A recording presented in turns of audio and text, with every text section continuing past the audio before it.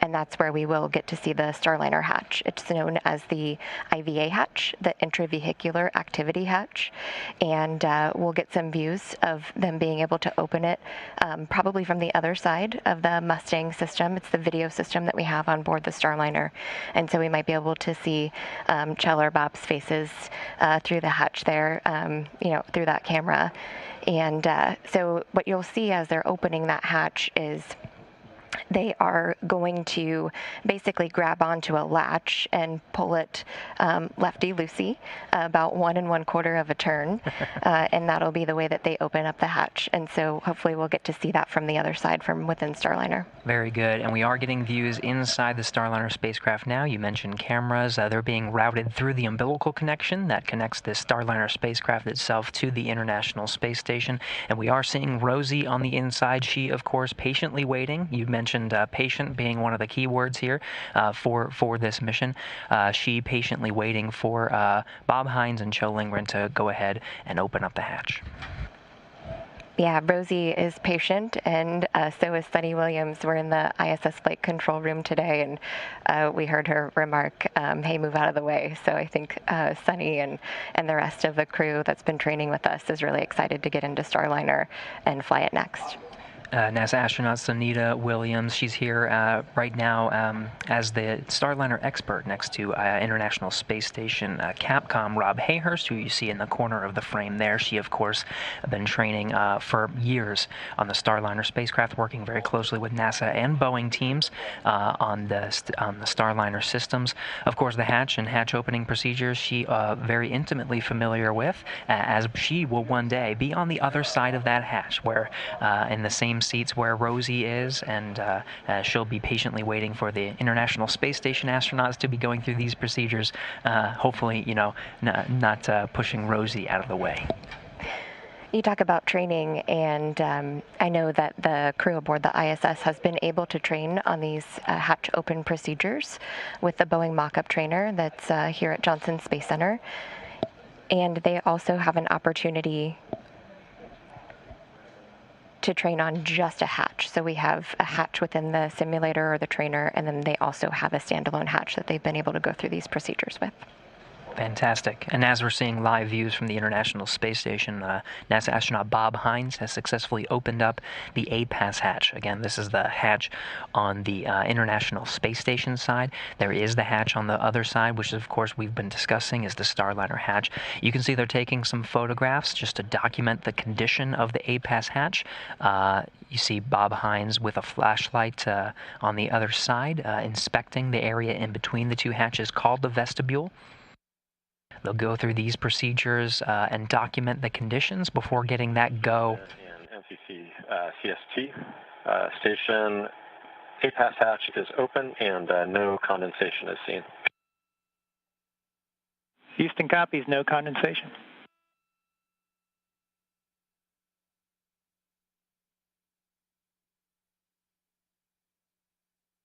And that's a good report from NASA astronaut Chell Lindgren, again documenting the conditions of the APAS hatch and the vestibule in between the two hatches. They'll continue to do so.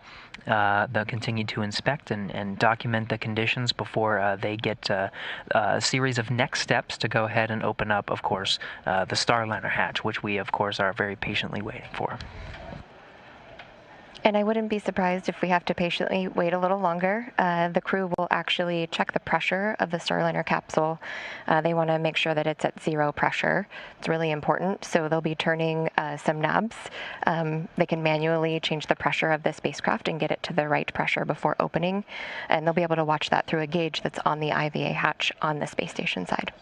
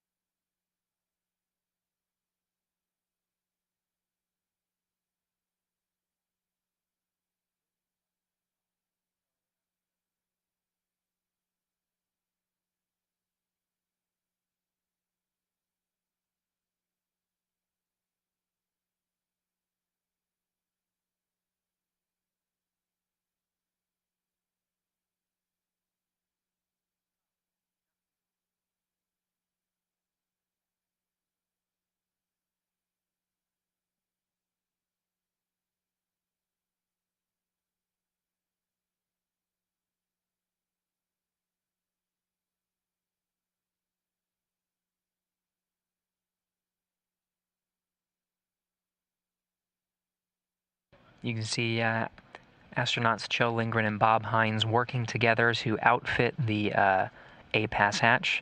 He now has a protective cover that he's going to use. You can see this is the side of the hatch that the astronauts themselves will, whenever they pass through the hatch, that protects the astronauts themselves from any nicks or bumps. Really a protective safety measure as they navigate between the Starliner itself and the International Space Station.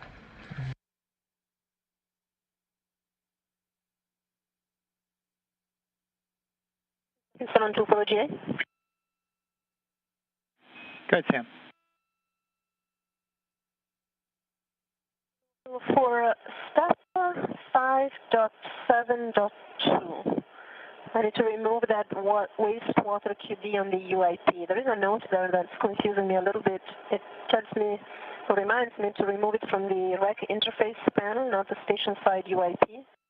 Only access to one QD. The other side of that hose disappears behind like a Velcro caption tape barrier, and it's basically the QD that is right next to the N2 QD that I disconnected at the very beginning of this activity this morning. Just looking for confirmation that I'm looking at the right thing. Checking.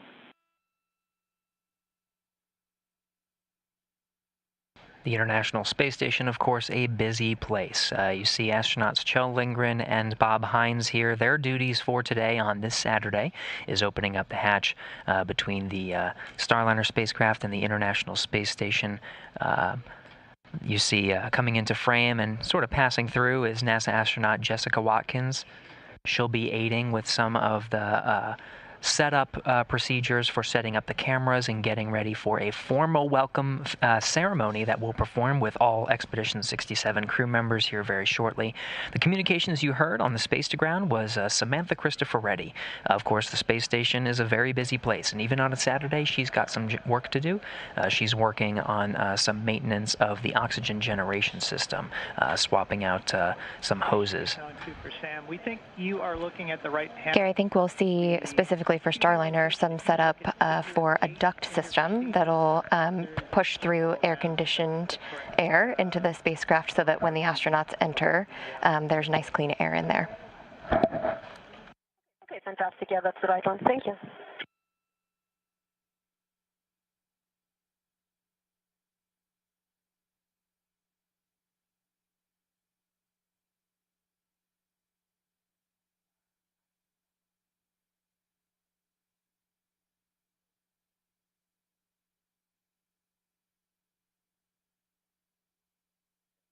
Houston and MCC CST on 2.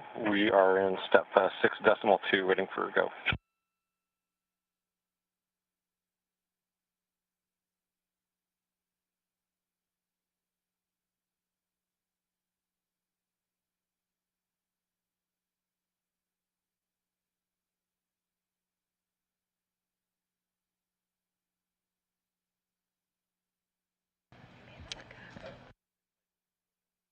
And we have a normal handover of the video link from the International Space Station. You see this is the live view of the International Space Station flight control teams. They're helping Kjell Lindgren and Hines through the hatch opening procedures, and of course all of the crew members aboard the International Space Station. We'll be regaining that video shortly. Yeah, Kjell, Houston CST down here. We are go for you to pick up in step 6.2. And we're going to have some deltas for you in this procedure, so once you get complete with step 6, call us back. We're going to do some audio panel reconfig before step 7. Okay, station copies. We're go for 6.2, and we'll call you back when we're complete with step 6. Good readback, thanks.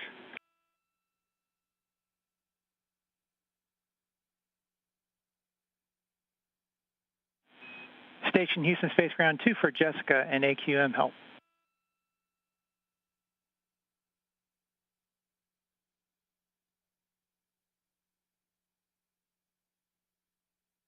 Go ahead on 2.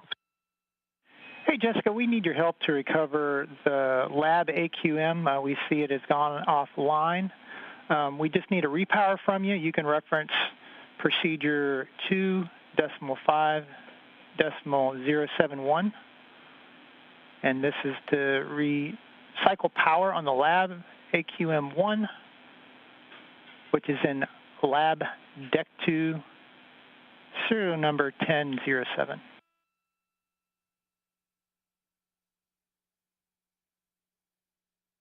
Okay, I copy all. Repowering the lab AQM1 in the deck 2 location, serial number 1007, and referencing procedure 2.5.071. That's in work.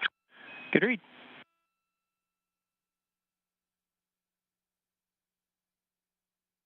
And Houston on 2 for DOJ activity. Go ahead, Sam.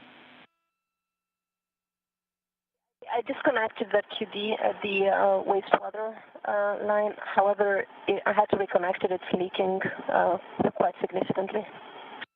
I disconnected the QD. Okay, copy. Significant leak, and you reconnected it.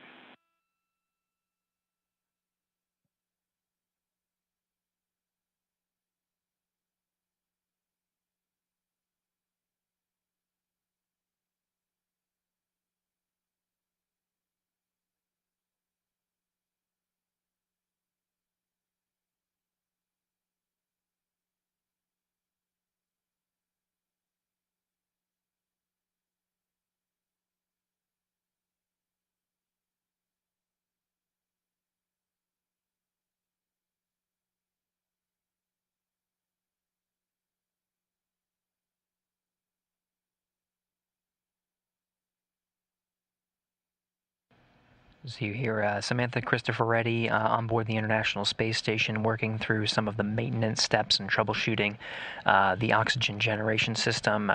Everything looking good on that end, though. She'll continue to work through her steps. In the meantime, we'll focus on Kjell Lindgren and Bob Hines. You see them at the forward end of the International Space Station. Station Houston on 2 for Sam. I'm sure you're already doing this. You go ahead and clean up the water. We estimated it was 280 milliliters that leaked, and this was potable water, so no concern with the type of water it is. Okay, understood. Yes, I clean up. And we're working on instructions. Yep, we're working on an additional follow-up on how to mitigate this leak. Copy. Thank you.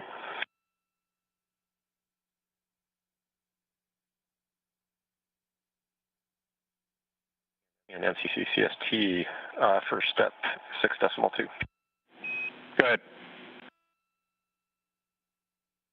All right, we opened IVA hatch equalization valve number 1 with very minimal airflow. We read the hatch pressure gauge at 0.8 at this time. Okay, copy that.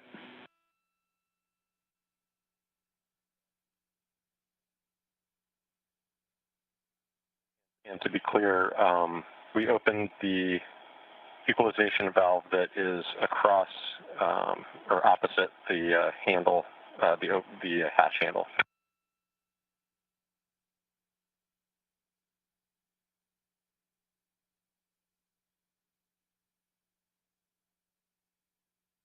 The unlatch handle. And so understand that we need less than 0.5. Do you want us to wait or continue? Yeah, we're talking about a 10x1. Got it, copy.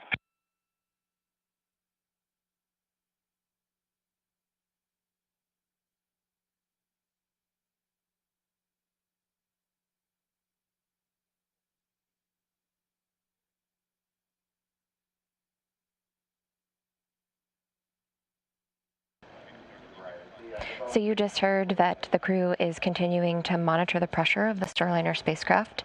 They have turned those dials and are watching the pressure gauge, and then hearing from flight control teams that they need to wait a little bit longer before they can go inside the Starliner. Hey, Michelle, just a quick clarification for the ISO valve that you guys operated. It was the one at the ISS deck on the opposite side of the latch handle.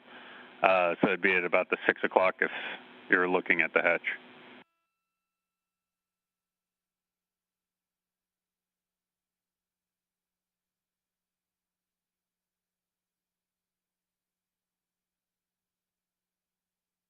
Yeah, that way, towards the deck.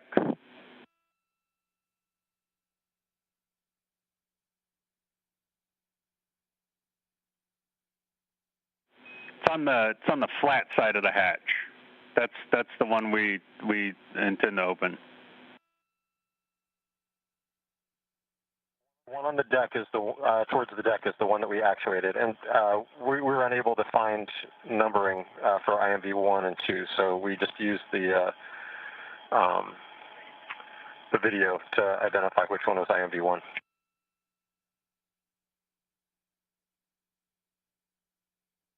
Okay, copy the report. Stand by.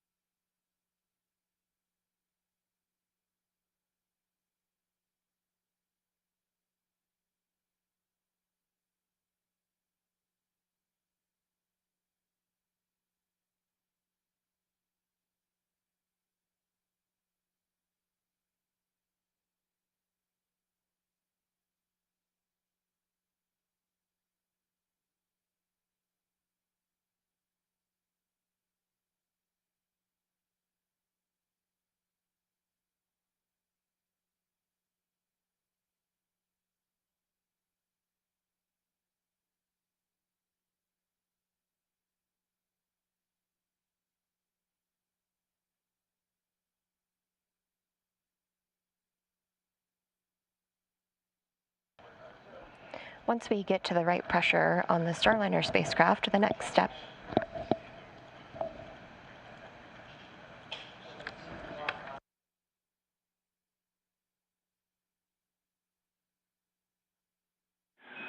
And Chell Houston, for the hatch differential pressure gauge, can you give us another reading?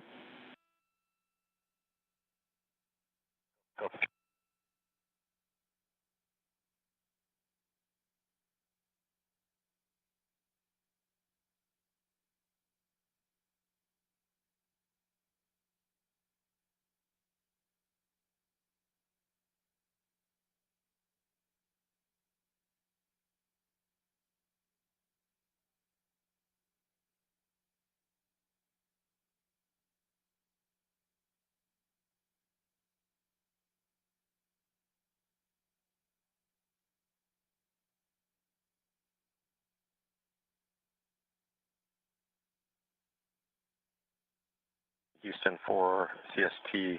The needle is on the edge of the green range, between the green range and the white range. So looking at the numbering, it looks like it's 0.7 or 0.8. All right, copy that. Thanks for the report.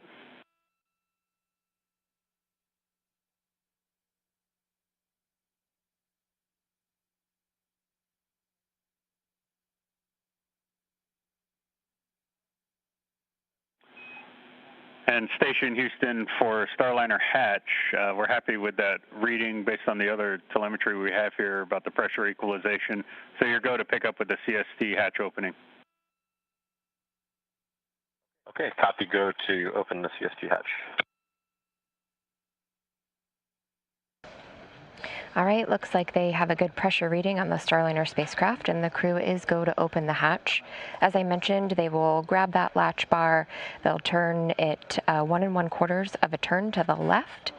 You know, the vehicle is in space, so there could be this phenomenon known as suction cup effect, and so they might have to, you know, turn that latch just another 1/4 of a turn to give it some more force. And then the hatch itself also has 2 sort of kicker plates, and you could sort of think about that as like built-in butter knives on a pickle jar. They also have the opportunity to use a tool, kind of a standalone butter knife type tool, if they need to just release that pressure just a little bit to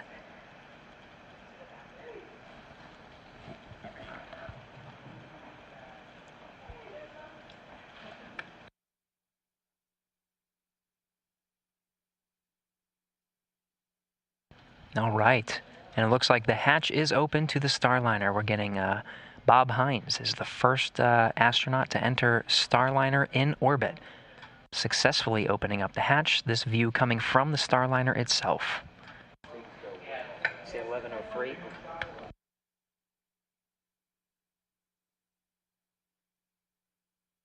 That hatch opening time was 11:04 a.m. Central Time.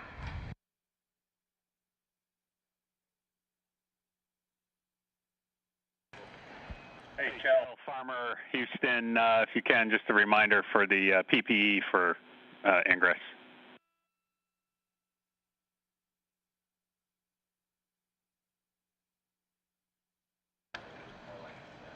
Very cool to see from inside the Starliner as that hatch opened. Yeah, sorry, can you repeat last? Yeah, for Farmer, can we just get them reminded that we need PPE on? Just get the goggles down.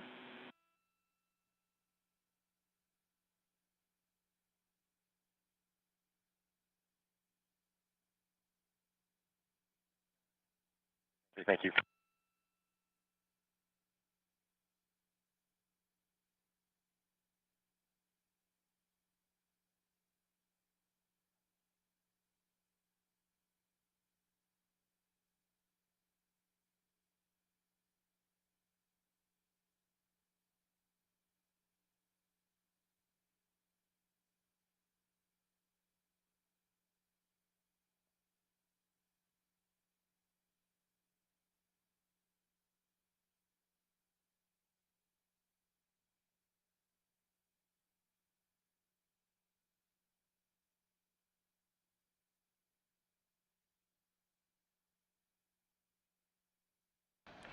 So as the hatch was opened, you may have noticed that there's actually no hinges on the IVA hatch. So the crew basically can grab onto two handles and sort of push it into place inside the Starliner spacecraft. From there, they're going to position it into a location for storing, strap it into place. And one of the next procedures that they've got is they're actually going to latch the other hatch, the hatch that the crew would enter if they were going to be launching on the Starliner just for precautionary purposes. That would be done, obviously, if there were a crew riding up on Starliner, but this time around, the International Space Station astronauts will be doing that. We did see that side hatch open when we saw some of the video of some of the teams out at the launch pad prepping the Starliner, and that's the hatch that's being referenced, that hatch on the side. This, of course, being the forward hatch, now open, 11:04 a.m. Central Time. You can see Kjell Lindgren peeking through. Of course, Bob Hines was the first astronaut to enter the Starliner in orbit. They're wearing their personal protective gear as part of a standard safety measure as they enter uncrewed spacecraft. They'll be being the first humans to enter. Just make sure there's no FOD or foreign object debris surrounding. Getting crystal clear, high-definition views from the cameras inside Starliner. They have cameras in hand to document the condition of Starliner. Those images will be sent down to teams here on the ground to analyze, to see the condition of the Starliner, as these humans are the first to see it from the inside in orbit. Starliner is equipped with 4 cameras inside the cabin. So we're seeing the IVA hatch camera. We saw the Rosie views, and that is basically looking at the commander seat.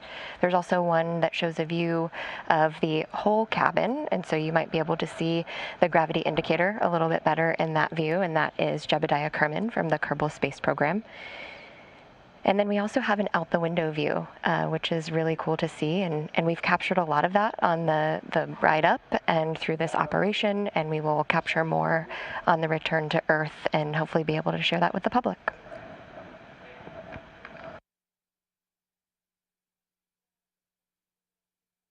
And we're getting a new view now. As you mentioned, Rebecca, 4 cameras inside the Starliner spacecraft. We're now getting a view of Kjell Lindgren, Bob Hines, and Rosie the Rocketeer, all in the same shot. You can even see the zero-G indicator there in the back. Rosie is definitely representative of the entire team that's been working toward this moment. You know, Rosie's motto is "We can do it," and she definitely did it, and so did the Starliner.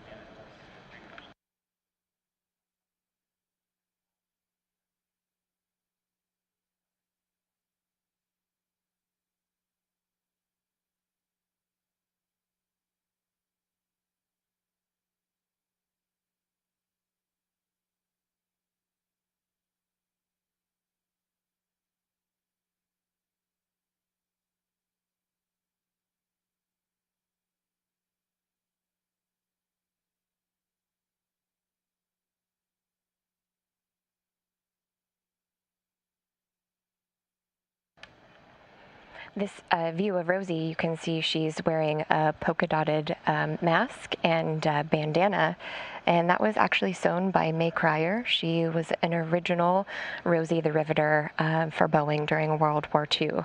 So it's nice to see the fruits of her labor be able to go up to space too.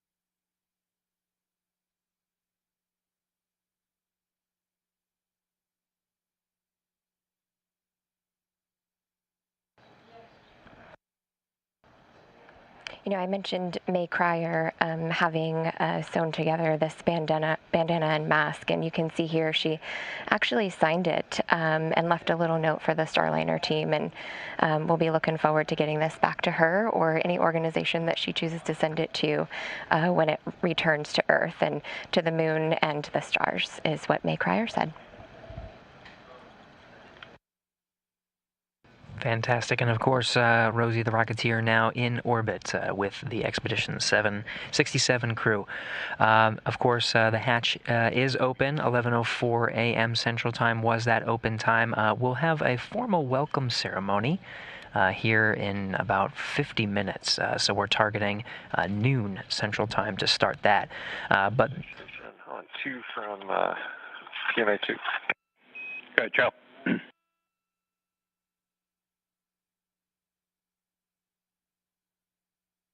We're looking for the side hatch handle retention strap, and farmer's gone from one end of the post insertion bag to the other, and we have an HLA restraint and an IVA hatch restraint. Are either of these the restraint we're looking for? Yeah, Joe, it's the HLA restraint is the one y'all are looking for. Okay, copy. HLA restraint. Thank you. And Shell, the other restraint that you called out, you're going to need that a little later in the procedure.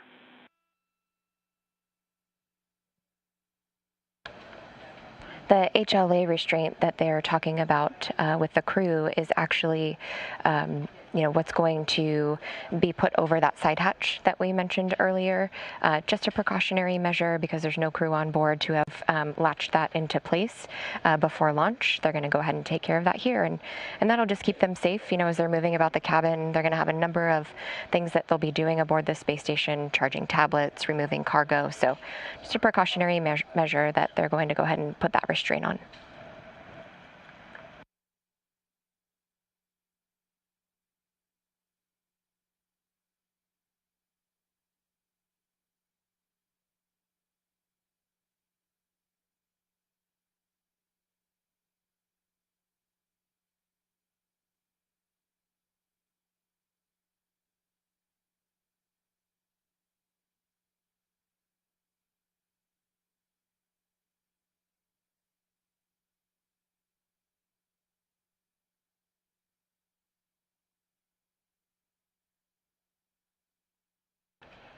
We are getting a really great view of Rosie's co-pilot, Jebediah Kerman, and the background there is, the program has been through, a journey to get here, and some of our engineers actually learned orbital mechanics on the Kerbal Space Program, and so they asked if we could go ahead and fly up Jebediah on this flight.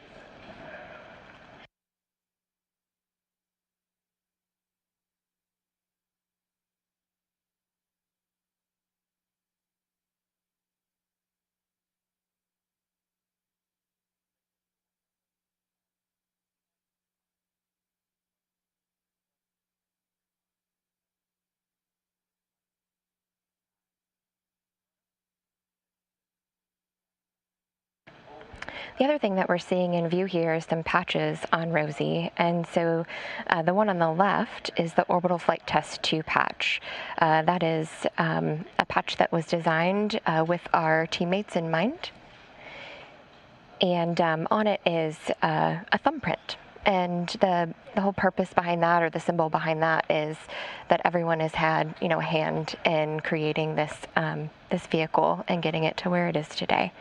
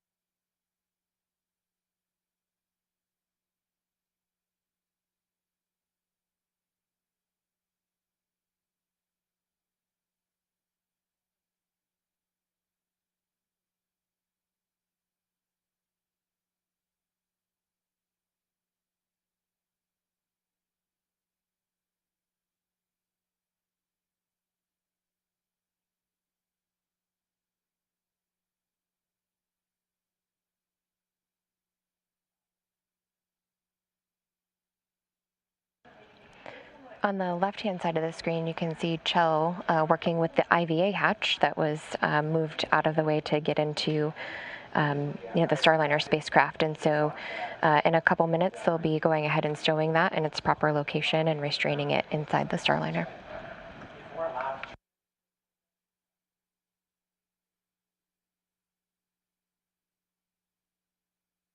Now, inside the Starliner is NASA astronauts Bob Hines and Kjell Lindgren. You can see at the end of the Node 2 forward hatch. So this is there's 3 hatches that you have to pass through from inside Starliner to get into the International Space Station. You got the IVA hatch, which is the Starliner hatch, the A-Pass hatch, and then the Node 2 forward hatch. At the end of Node 2 is cosmonaut Denis Matveyev. He will be joining the other cosmonauts and the rest of the Expedition 67 crew later. We're looking at the top of the hour, noon Central Time, to formally welcome Starliner to the International Space Station.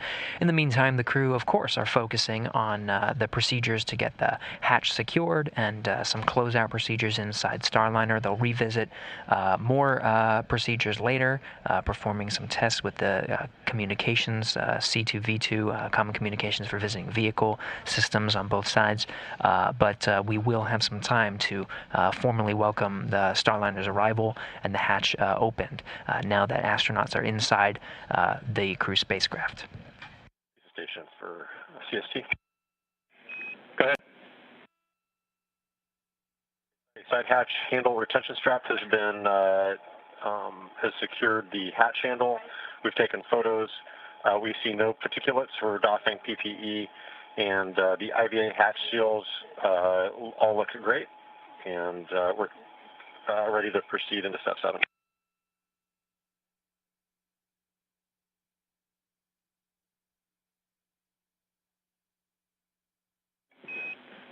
Okay, Kjell. Yeah, I think so.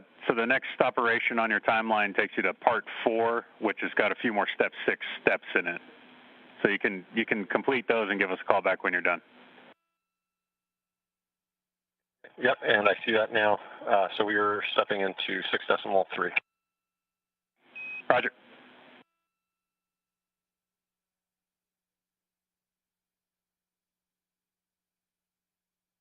So you heard that excellent report from the crew. As part of their procedures to open up the hatch, it's not just opening up and getting inside, right? They had to wear that protective gear just to protect for any particulates or foreign object debris that was inside. And they did an inspection of the hatch, and they were, of course, looking for the straps to seal some of the hatches. Good reports all around. The hatch looks good, no particulates. So you see they doffed or removed the protective gear, including masks and goggles that they were wearing.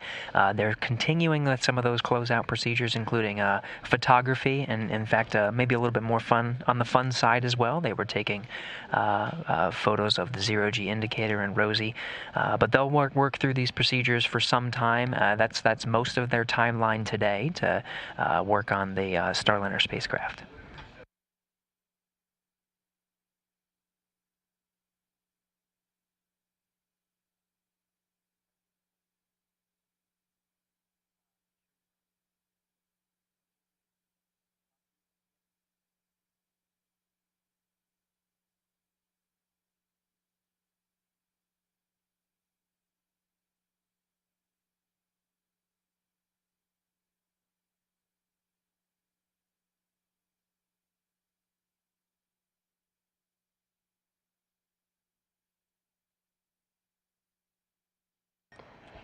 Gary, you mentioned the crew having a little fun taking pictures of the zero-G indicator. So again, that is Jebediah Kerman from the Kerbal Space Program. And part of that game is learning through some failures or learning through some challenges. And I do think that that sums up what we've been able to do with the Starliner. We have learned through some challenges and gotten to the space station. It did take some time, and the Starliner spacecraft had to wait patiently.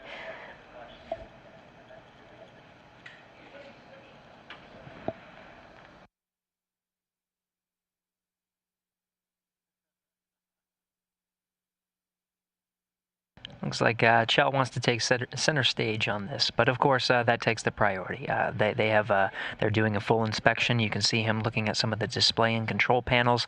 You can see Denis Matveyev, one of the cosmonauts, helping out. So it's taking a full crew complement. They're working through to make sure the Starliner's in tip-top shape. Of course, we'll formally welcome them later, but it is good to see not only the international crew of Expedition 67, but of course Rosie the Rocketeer and Jebediah, a full crew complement to see this image here as we have the Starliner on orbit and on the International Space Station.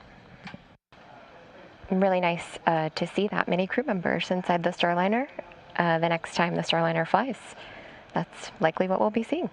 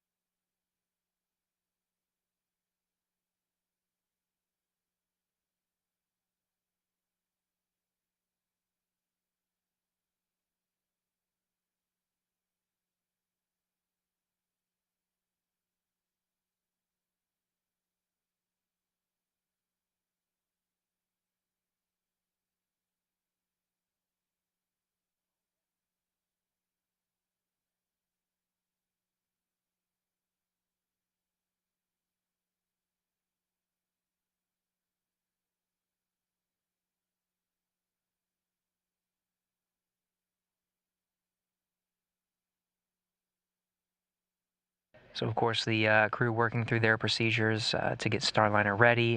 They're checking out some of the various systems. You saw they were getting some straps. As we get these fantastic views from inside the Starliner spacecraft, you're seeing sort of the lighting conditions change on the inside. There are multiple windows inside the Starliner spacecraft. There is one right above the head of Rosie the Rocketeer. Now, the International Space Station right now is 261 statute miles over Western Africa in an orbital daytime. So what you're seeing in that change of scenery is the sun as we are in an orbital daytime.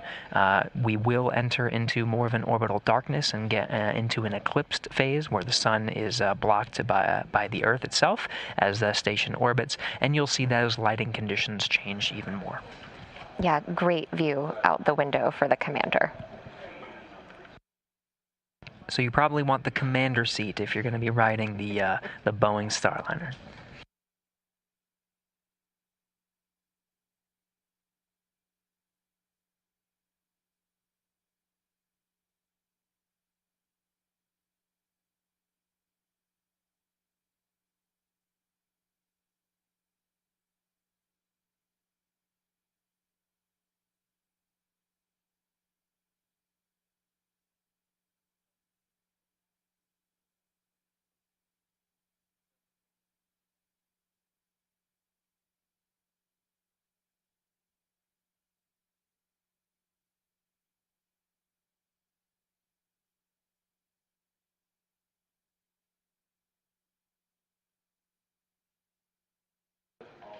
Looks like they might be checking out the console of the Starliner spacecraft.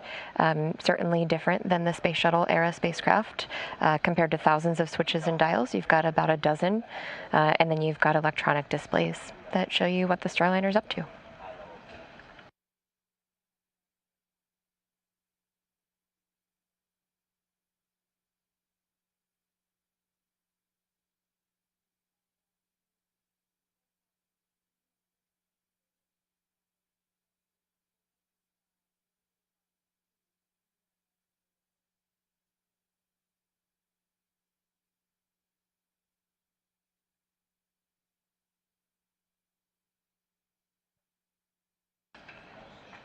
I'm sure it's really incredible for some of the teammates on our crew and cargo accommodations team to be able to see these astronauts maneuvering about the cabin. You can only do so much when they're on the ground, and so being able to see them use the handlebars and maneuver around that spacecraft, and the cargo still in the place that it was packed in, I think is probably going to make them very happy.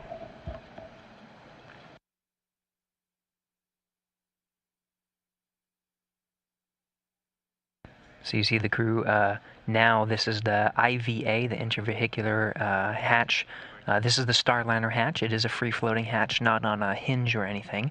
But they did find the hatch cover. You can see they're covering it now. And that hatch weighs about 100 pounds, but in zero-G, that doesn't really matter. It's just a little bulky to move around, but not heavy in any way. We're also getting a good view from this camera angle. Again, there are 4 cameras on the inside of Starliner. We've seen now 3 of them. Very lucky to be seeing this as they work through their procedures to cover that free-floating hatch. But we're also getting a good view of the 800 pounds of cargo that Starliner brought up with it. There's 500 pounds of NASA cargo and supplies, and the part of the procedures that the crew will work through over these coming days. Of course, this is a flight test, and they have a lot of test objectives to get through, but there will be some time spent on cargo transfer, getting some of that cargo on board the International Space Station, and then bringing cargo into Starliner to return some things home, including some nitrogen-oxygen recharge system tanks that provide breathable air to the environment of the International Space Station. Starliner will be bringing home 3 of those. The other thing that they're going to be looking to recharge aboard the Starliner is the Starliner's batteries. A couple other things that they will be doing is conducting audio checkouts between the Starliner and the ISS, the Starliner and Mission Control here in Houston, and they're also going to begin planning for a daylight landing. That's something we really want to do when we return to Earth, is land in the daylight.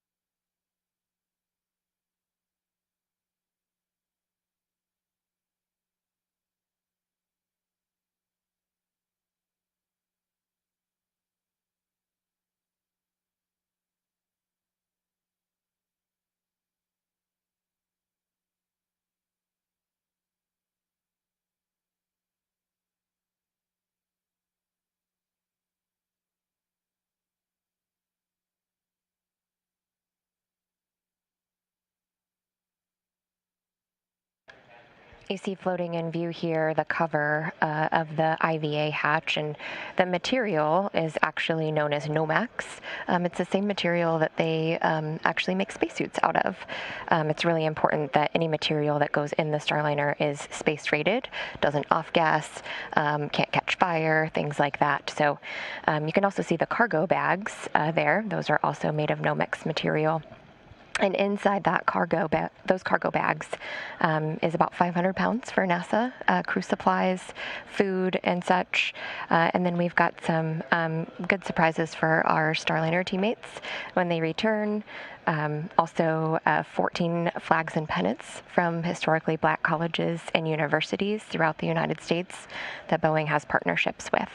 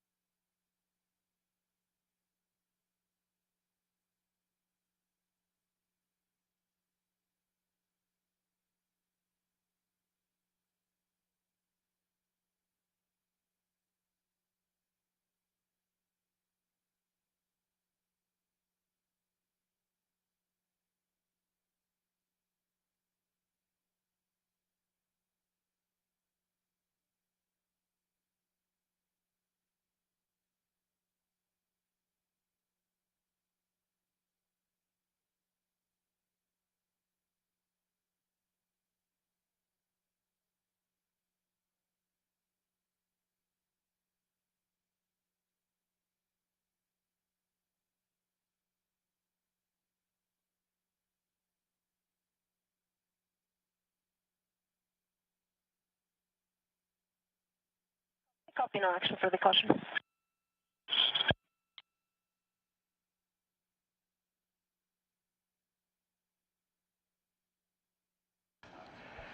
As this IVA hatch is moving about the cabin here, you can see some of those items that I was talking about that we couldn't really see in view as they were doing their operations to open the hatch.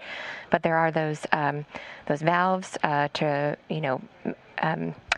move the pressure in the Starliner spacecraft, and then the gauge, and then also the latch opener itself.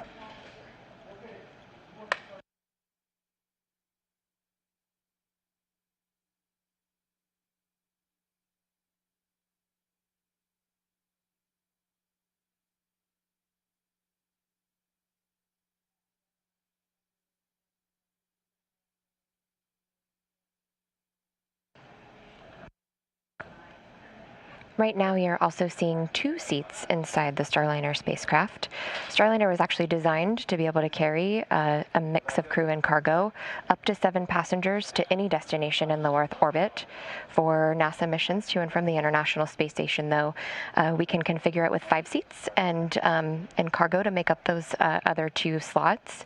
And so for post-certification missions, we would be carrying 4 NASA astronauts, and we've got that 5th seat as place for additional cargo, or maybe another passenger that's outside of NASA's international partnership.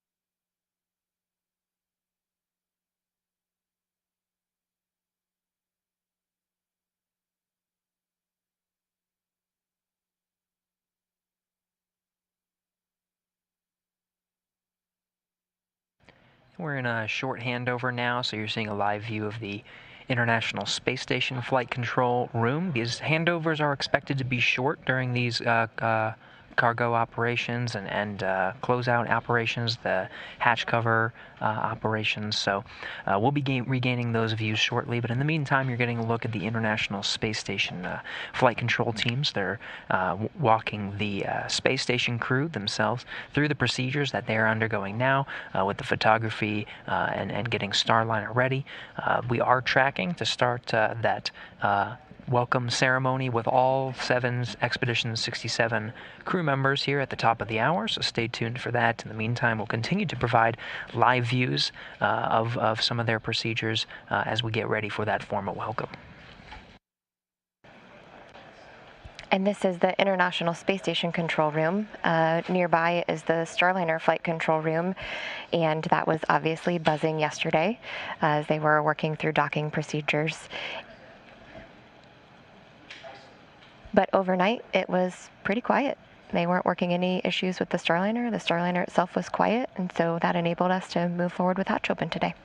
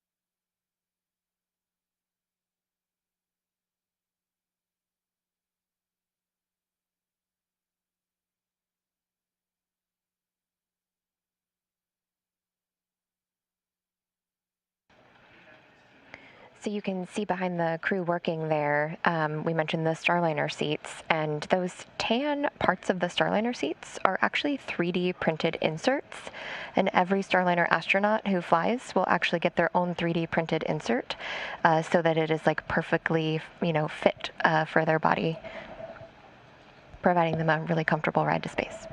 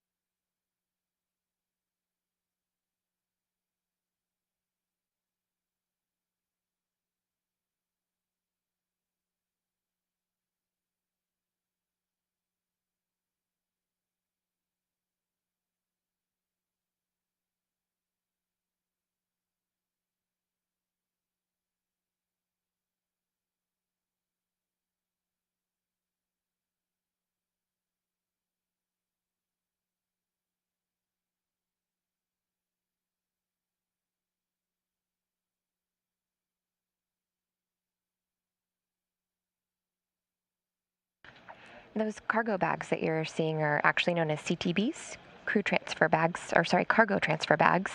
The blue ones are actually those mementos that I mentioned. Those are Boeing bags. And then the white ones are the NASA transfer bags. And so those will be the ones that are coming off of the Starliner and going into the International Space Station.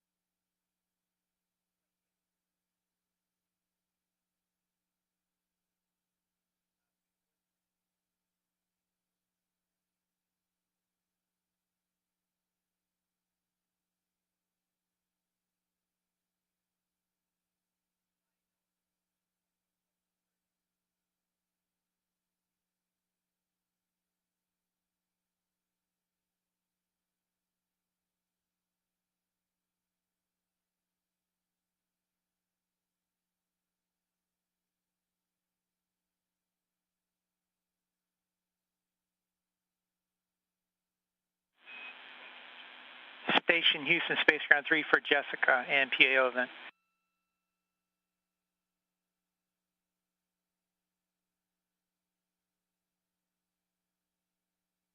Head on 3. Hey, Jessica, we did not put a scene and voice check on the timeline today, but when you are ready with all your configs, we would like to do a quick one. Hey, Farmer Houston on the big loop. If you can hear me in the Starliner, give us a wave. Thanks.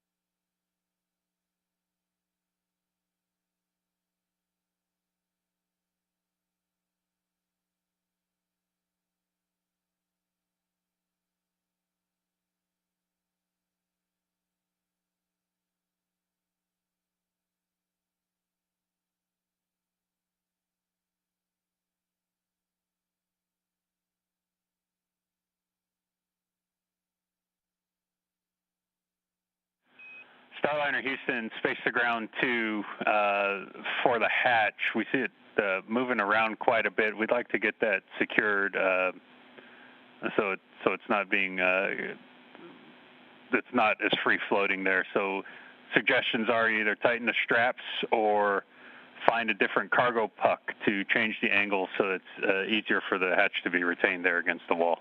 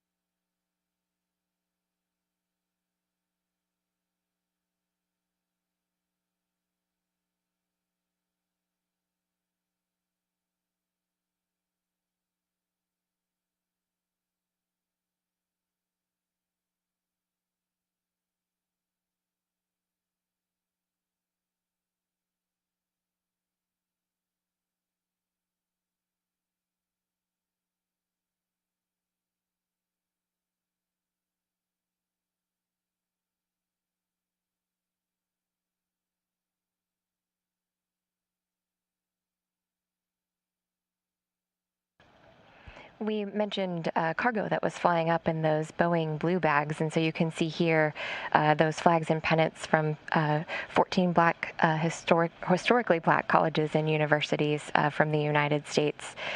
Also going up are Rosie the Riveter coins. You can see there, we can do it.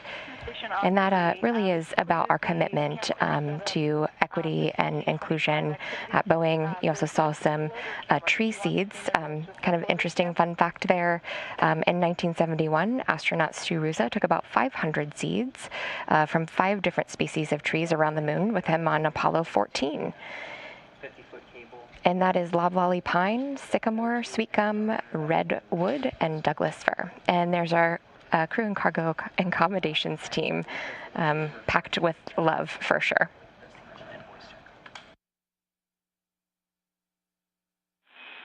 Jessica, yes, the floater camera is the one we want the scene and voice check on. And look.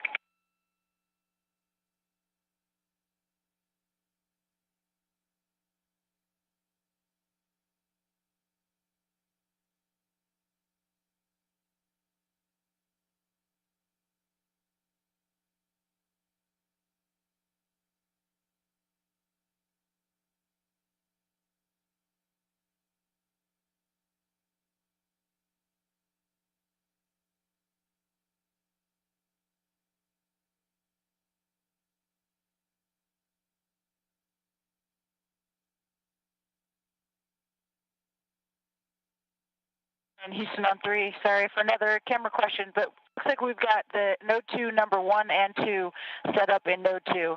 But you'd like us to take one of those down and replace it with the floater cam? Checking.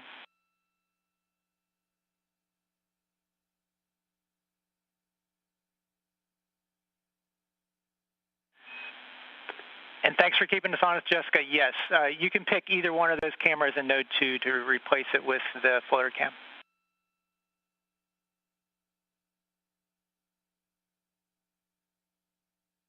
Yeah, I'm just on to for this PAO setup. I'm just trying to understand whether we are on the same page with the big. So I see Node 2 camera 1 set up on a bracket, and my understanding is that is going to be the one for our group PAO at the beginning. And then Wadi also set up a floater that is connected to the long cable, which is the one that I assume is going to go into Starliner. And we are ready to give you a scene check on Node 2 number 1 and voice. And then I'm assuming just a voice check on the floater, since that is going to float into Starliner, or do you want the floater also to be set up in a particular position before we take it into Starliner? Checking.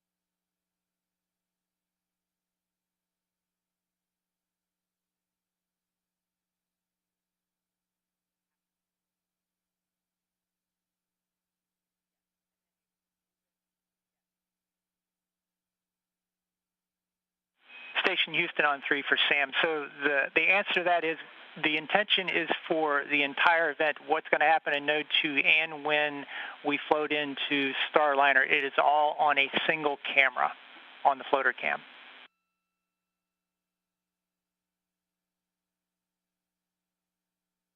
Okay, understood.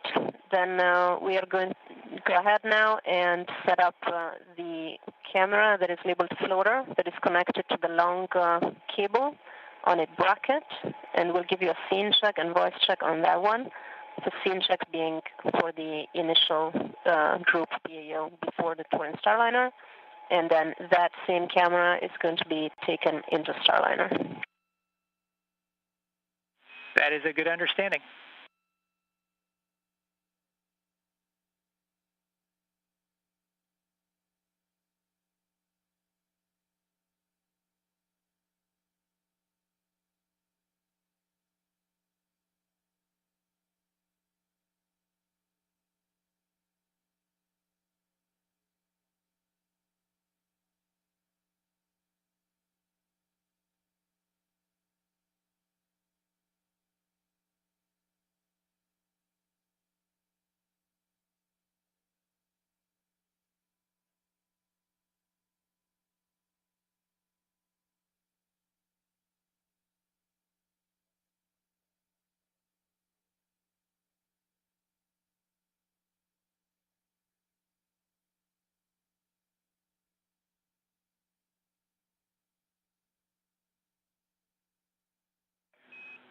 And Starliner Houston on the big loop there. As far as the hatch goes, we wanted to offer up the use of some adjustable.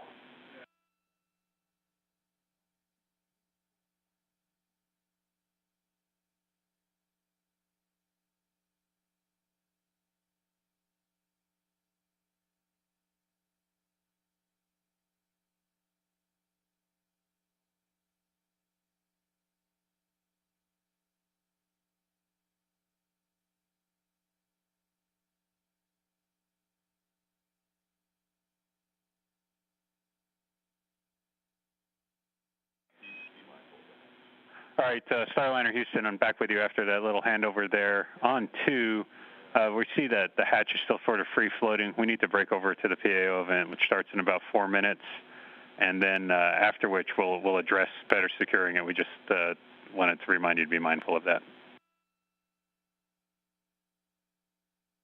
And station copies. I've tried both the cargo pucks locations.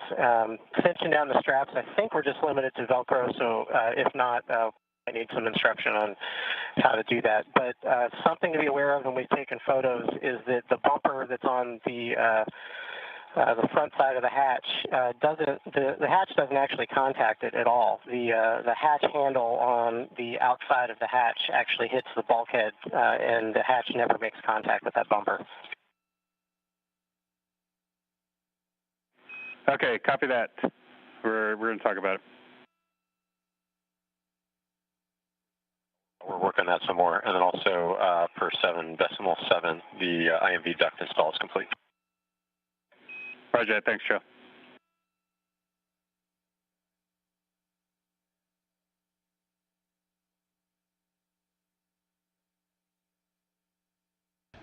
You just heard a conversation between Capcom and the International Space Station crew members about that IVA hatch, and just another opportunity for us to learn about how the vehicle and its hardware is operating in space and being able to incorporate those lessons learned before the crewed flight test.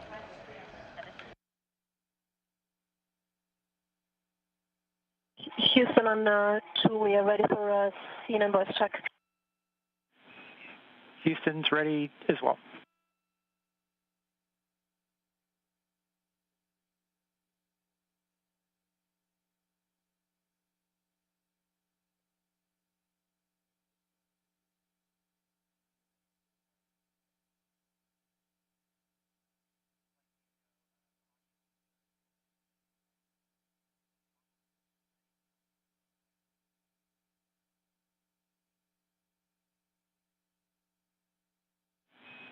Station Houston on Space Ground 2.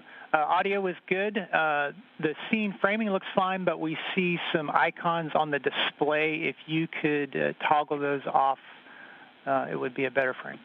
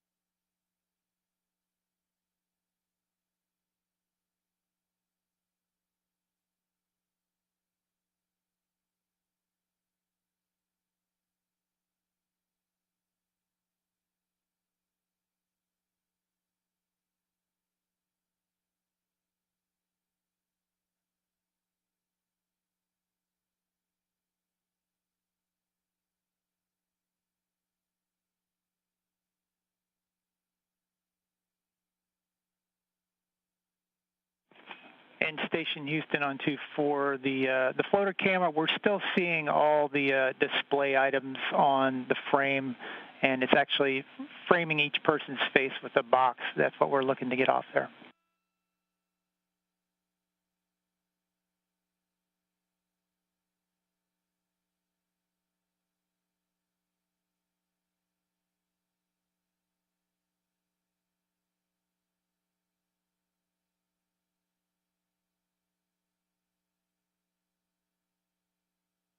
And Houston, to us the display looks like it always looks, so if you have any steps for us to try and change that setting, we're happy to do it.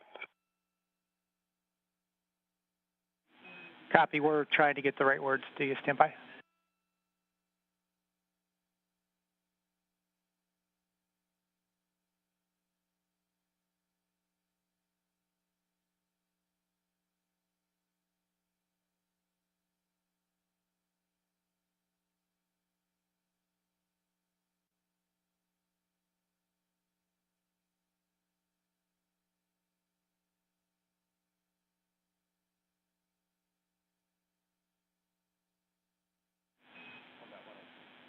And for the camera, on the back side of the camera, there is a display button. If you could push that, we think that will get us what we need. Done. And that was successful. Thank you. Wonderful.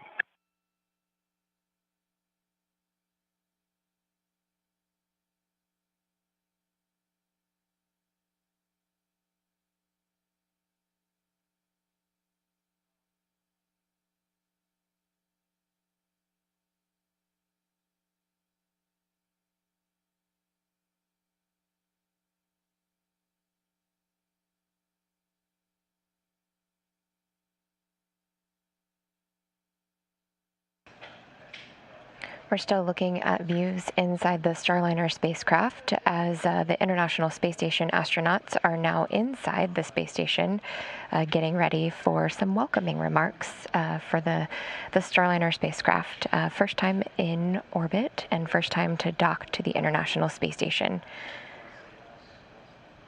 While Starliner is docked to the space station, we mentioned that there will be a number of checkouts. They're also going to be transferring data from the Vesta system, and that was that system that helped Starliner autonomously dock to the space station. They'll go ahead and initialize Starliner's GPS from the International Space Station state.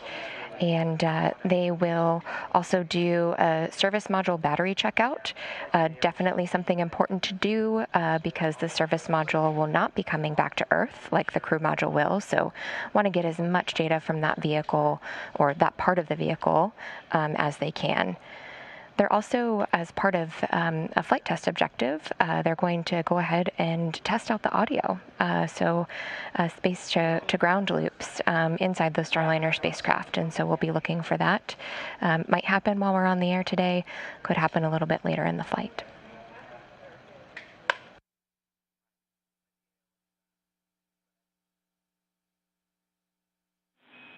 Expedition 67, we are ready to begin the welcome ceremony when you are.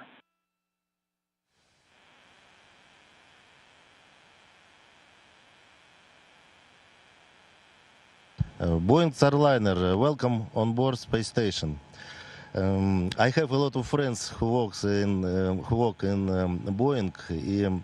I know how hard and strong and but very interesting to make a new ship. We congratulations Boeing team and ground control team with this victory, but maybe a small victory, no, but very important victory. We wish Mike Fink or Sanita Williams with crew will arrive according on board space station on the plan.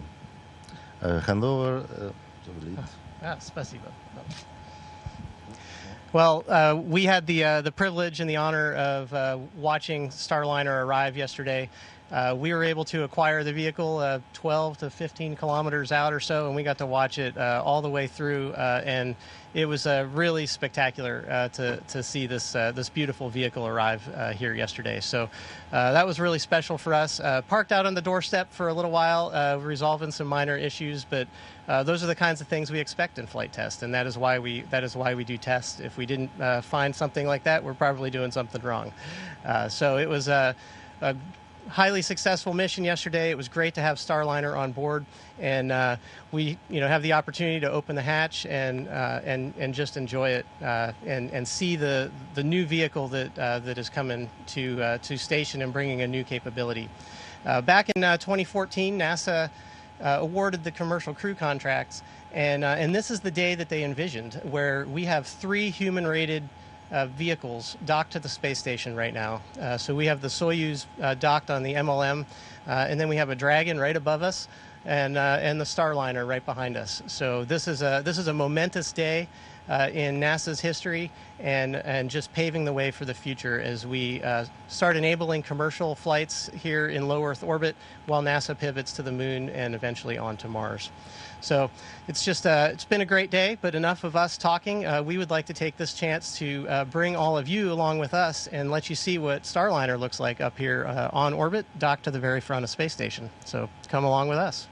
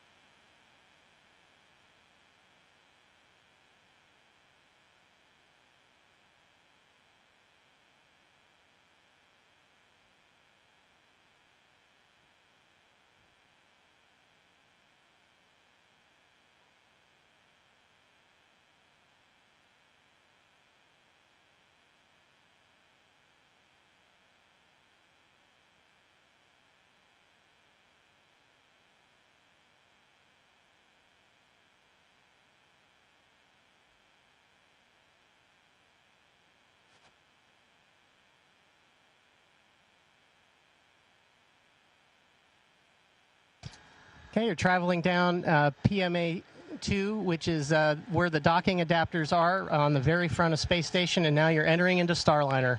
So welcome to Starliner for the very first time ever in space. Here you can see Starliner, and Rosie the Rocketeer is sitting over in the commander's seat, along with her zero-G indicator, Jebediah Kerbal. She's got a great view out her window over there, and then on the crewed vehicles, we'll actually have 2 other seats in here, and then lots of room for cargo as well. So we hope you enjoyed touring Starliner with us today, and with that, we'd like to hand it back to Houston. Thanks a lot for being here.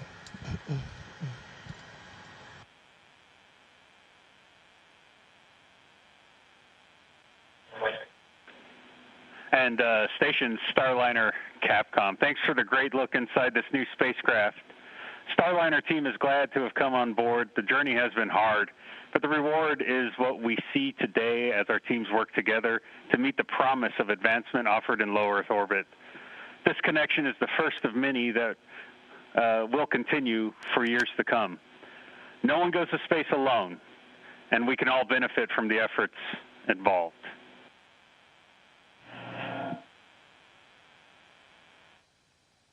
Station, this is Houston ACR. Thank you. That concludes our event. Thank you to the Expedition 67 crew, Starliner Capcom, for your remarks on this historic day in human spaceflight. The docking of Starliner to ISS represents the hard work and dedication of the NASA and Boeing teams. On behalf of those who built and operate Starliner and those who built, operate, and help support Station, welcome aboard. It's great to see these families together today, and we can't wait to get them together again soon to greet a Starliner crew. Station, we are now resuming operational audio communications.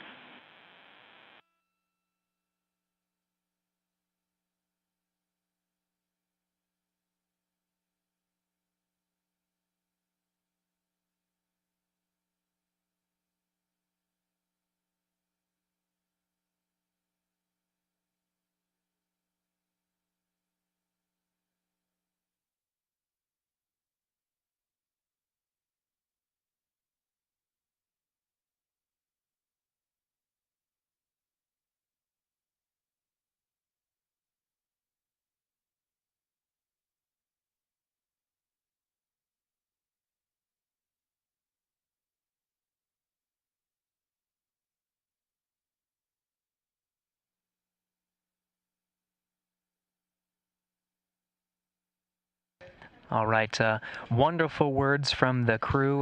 We got to follow a lot of the action today with the NASA astronauts Kjell Lindgren and Bob Hines enter into the Starliner. It was Hines who got to be the first human inside Starliner while it was in orbit.